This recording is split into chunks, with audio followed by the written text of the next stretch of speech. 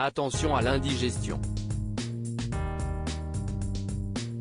40 ans après le mariage du prince Charles et de Lady Diana, tenu le 29 juillet 1981 à la cathédrale Saint-Paul de Londres, la société de vente aux enchères Dominique Winter Auctioneer a annoncé la mise en vente prochaine d'une part du gâteau servi le jour des festivités.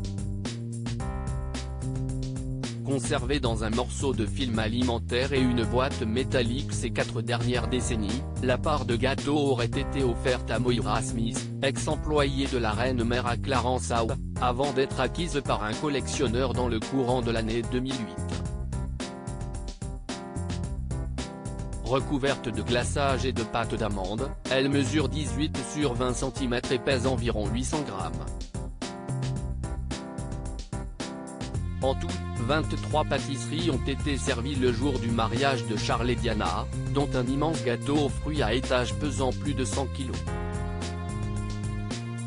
La part vendue par Dominique Winter Auctioneer aurait été servie aux employés Clarence Howe en remerciement de leurs efforts le jour de la cérémonie. Je ne recommanderais pas de le manger, mais après 40 ans, il est clairement destiné à durer, a souligné Chris Albury, commissaire-priseur spécialisé dans les souvenirs royaux. C'est une pièce curieuse et unique célébrant un mariage royal qui continue de fasciner les passionnés de la royauté à travers le monde, a-t-il ajouté. La part de gâteau est estimée à 500 livres, soit environ 585 €. La vente aura lieu le 11 août prochain.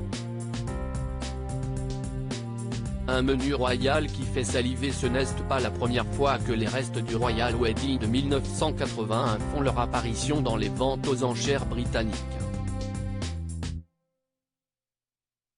Déjà en 2016, une part de l'un des gâteaux servis après la cérémonie avait été vendue pour 1 375 $, environ 1 200 €. Plus tôt encore, en juillet 2012, un fan incontestable de la royauté était parvenu à mettre la main sur un morceau de toast grillé servi lors du petit déjeuner de mariage de Charles et Diana. Il avait alors déboursé la somme de 373,15 $, soit environ 315 €.